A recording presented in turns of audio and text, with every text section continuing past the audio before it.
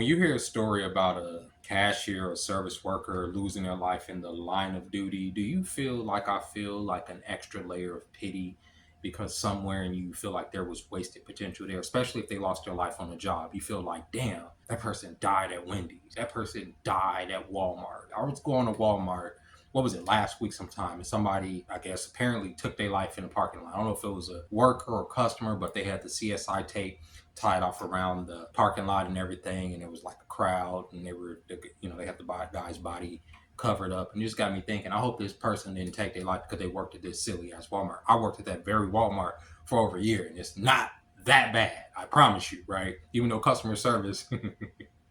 Next in line. Welcome to Walmart customer service. How can I help you? Hey, yo, what up, man? I need to return this.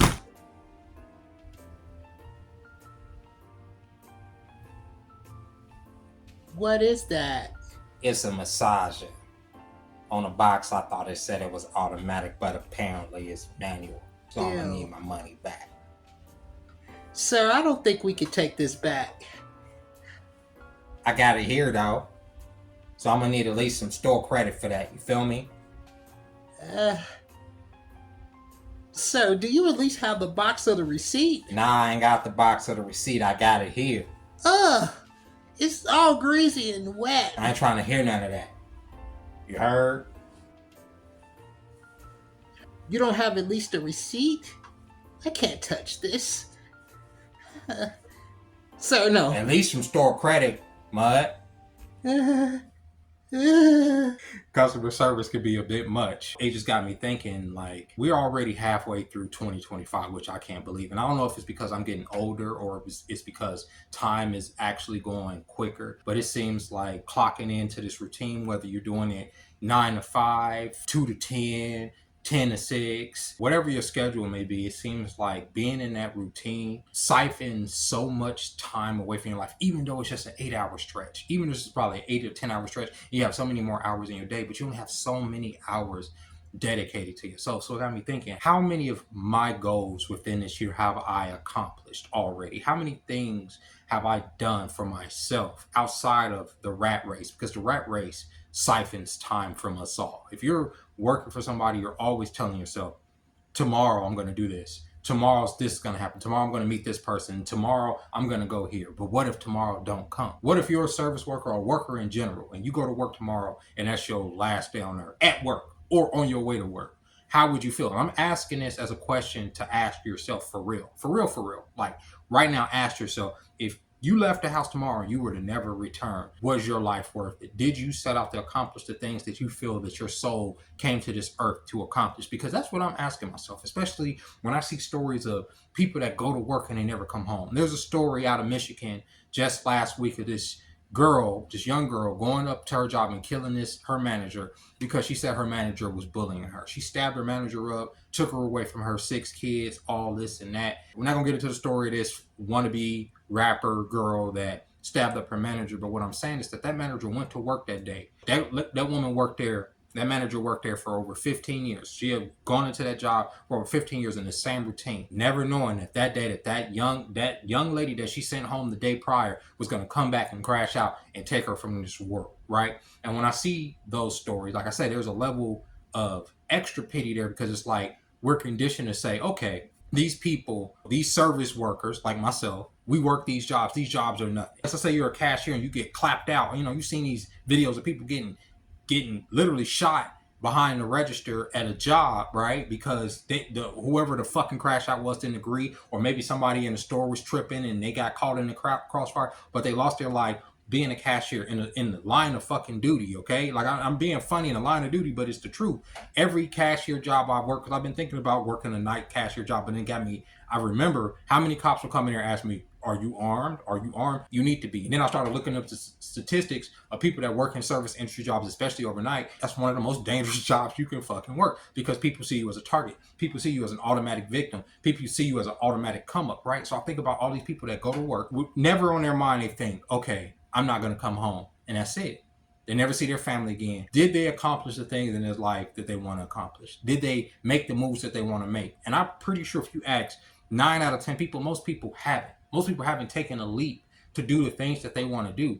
And I'm not just talking about career wise, because we tie everything to career. That's why that level of pity, that extra layer of pity comes, because I feel pity for a person that died flipping burgers. Of course, right? But you don't feel the same reverence for somebody that died in the line of duty as a cop, or as a, well, we have our issues with them, or as a soldier, or somebody that's supposed to die in the line of duty. A person that's flipping burgers, or a person that's managing people flipping burgers, isn't supposed to die, isn't in our mind supposed to die for something so menial, but people do. People die working their 9 to 5. And at the same time, when you don't die working your 9 to 5, you're slowly being drained of your life energy, because you're working that routine from one year to the next, from 1 week to the next week, to the next month, to the next month, to next year. You're working this routine, and the things that you want to accomplish are slipping away from you, because you got to fit within the parameters of the time that they need you to be in there. It's not that there's so many hours out of the day that you have to work. It's that you have to clock in every day, or whenever you do, within these parameters of time. So you can't move outside those parameters. It's a chain. These jobs, this system is a chain. It's to keep you chained up. If we truly lived in a life of abundance, and when I mean abundance as far as resources, as far as housing, the things that we need to take care of us, to satiate us. If we actually lived in a life of abundance, we wouldn't necessarily have to get up every day and go work for it. We'd be able to be, caught up in the mind and the spirit and in the community to grow. But how can you grow a community when everything is monetized? When once again, you're a slave to all these little blocks of time. Oh, I have to be at my job, whether you work one job or two jobs. Let's say you work one job. Let's say, like me, I work one job. I'll be there every day, 9, a lot of times to 4, whatever. That's a block of time I know I have to be there every week. And it's not that I dislike the job. Actually like the job. But within 5 days out of the week, I know that I have to be there within that block of time. So I can't wander outside the parameters of this reality too much unless I take some PTO or ask for permission, because at the end of the day, I am a slave to the system, not necessarily to the job, because I can always pick another job. I can go back across the street to Walmart where somebody took themselves out, right? Or whatever. I can do all of that. And at the same time, I'm still chained, because at the same time, I have to survive within the system. That is what it is. So there's no time for spiritual growth, because every time you're sitting there within your mind, you're thinking about, how you got to maneuver back within that block of time, or how you can try to escape that block of time by doing something creative or doing something outside of the box to bring riches or some abundance into your life, more things or more people or more life into your life. But it's becoming harder and harder, because everything's becoming so technical and so curated and so organized, right? That's why they want to apply a score to everything, not just credit score, but they want to apply a social credit score, so they can know, what to equate your opinions to, whether or not they should hire you. Be careful what you put on social media, because all they got to do is put you into a certain thing right now, and these companies will pull up everything that you've ever said, and boom, voila, it is what it is, right? So you're gambling even when you want to create content, even when you want to express yourself, all these things just to fit into this machine, because at some point, a person like me will be completely unhireable because of the content that I create and the opinions that I express on here, and because they don't want a uppity slave. You understand? And so I will have to find a way to exist outside the parameters of the box. But they're more and more, they're closing that in, because what are they going to do? They're going to make it so that you can't carry around cash, so that you have to do everything digital. Everything is becoming digital. Like I said in my last video about the cars, how even the dash on the cars is digital. That's so they can cut your car off whenever they want to, right? If they want to just send an electromagnetic pulse to your car or hit your battery with your car, your whole dash cut off, and what can you do? Nothing. You can't even shift gears in your car when everything is freaking digital. They want to control everything. And if everything's digital, everything can be controlled. Eventually, they're going to have us wearing, and I mean in a not too distant future, you've ever seen people that are diabetics that wear wearables, right? These are wearable things to monitor their blood sugar and whatever. They're going to have all of us wearing those things just to monitor our health and to see where we are soon enough. Even if it's not just a brain chip, these are things to just monitor us and to keep us within this machine. I'm just saying what it is. But as time go on, the opportunity for you to accomplish the things that you want to accomplish and do the things that you want to do within the system that window is becoming smaller and smaller to crawl through, because eventually you're going to be so chained to this machine and to this routine that life is just going to slip from you, because you're going to constantly be working for survival, as we already see so many people doing. That's why so many people are desperate. So many people get on the line saying, I need help with this, and they're cutting off this, and I'm crying.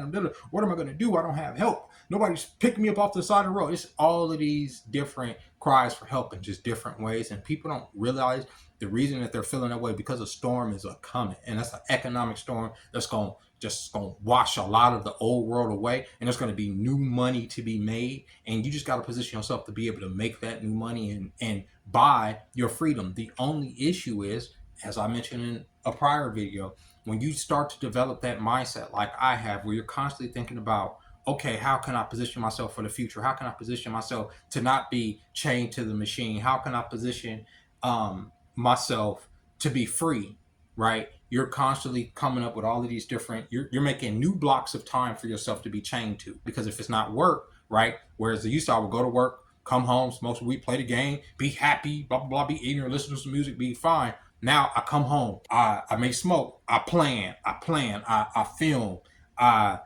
edit, I do all these productive things because I know the machine requires them of me, and they're required for me to survive. And I know people say that there's ways to unchain from the machine, but for me, I don't necessarily see it for myself right now, because there are things within the parameters of the machines that I do want to accomplish. And that's why I say, what have I accomplished this year that I've set out to accomplish? And for me, not a lot. Not honestly, not a whole lot. I mean, I've maintained, but I haven't taking that next step. And of course, I beat myself up because of that, like most Americans do, like most people in the Western world do. I could do more. I should be doing this. I should be monetizing this. I should be making more of this. I should be doing this. Da, da, da. I should. We beat ourselves up like that because we're conditioned to be crazy. We're conditioned to be worker bees, to be worker bots. If you're not on somebody's clock, you need to be an entrepreneur. You need to be hustling. And that's no way to be human, because time is slipping more and more away from us. And bro, when you work in these customer service jobs, especially because they don't respect your time, they don't. I have a guy that I work with. He works the job that we work with, which, to be fair to the restaurant that I work with, they're very good with our schedules. They respect our time, they respect the days we need off, and so it kind of goes together. But there's, I work with a guy, he works at another restaurant, and sometimes they have him on call. And I'm like, what kind of shit is that on call? Like, you got to respect my time. You can't just have me on call. But to be fair, a lot of the higher end restaurants here in the city, they do have people on call, because you're not on a schedule all week. They're going to call you when they get busy. Then yeah, you can go there, you can make a lot of money. It makes sense, but at the same time, it's almost like a lack of respect for time. Because what if I'm fucking balls deep? What if I'm balls deep in something and you hit me up on the thing talking about, oh yeah, come in and make this money on? I mean, I may come in, I might hop out of that and go make some money on, but still, like, it's no respect for my time. I could be anywhere. I could be on Mars, you know what I'm saying? I can have my thumb up my ass, whatever it may be, you know what I'm saying? Use your imagination. But calling me on call is just completely disrespectful for me. Then you got the jobs, like I used to work at Walmart, that switch your schedule every few days. This week you're going to be working mornings. Next week you'll be working nights. The week after that you working afternoons. I can't do shit like that. Where can you psychologically plan your day? And then your availability has to be completely open. And that's why a lot of y'all ain't getting callbacks on y'all jobs too, by the way, before I close out this video. Y'all not getting callbacks on y'all jobs, especially with these low-level jobs, especially if you're coming from a mid-level job that you may have gotten laid off from. You're not used to just coming down here into the dregs of society. You just need some extra work. A lot of y'all not getting called back from Wendy's, McDonald's, and all these places because they expect y'all's fucking schedule to be completely open. They want y'all to be completely open. They don't want you to have no time on your hand. When they say, oh, you're overqualified, the reason they say that shit is because they know your time, the value of your time. You know it. And that's what they mean, overqualified. When they look at a degree or a person that's had a salary or a person that's learning, they say, oh, okay, you're overqualified. Not because you're overqualified to do the fucking job. Anybody can do the job, right?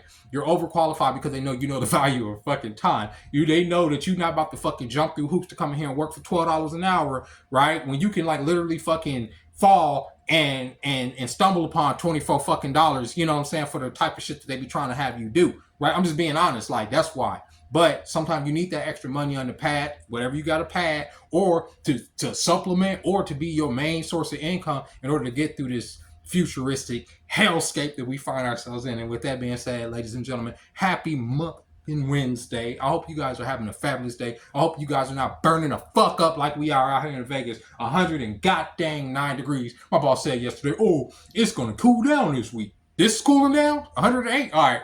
It was 111. What was it, yesterday? So I guess it is cooling down. So she ain't wrong, but you don't feel that shit. With that being said, ladies and gentlemen, I hope you guys enjoyed this video. I'll catch y'all tomorrow. Bye-bye.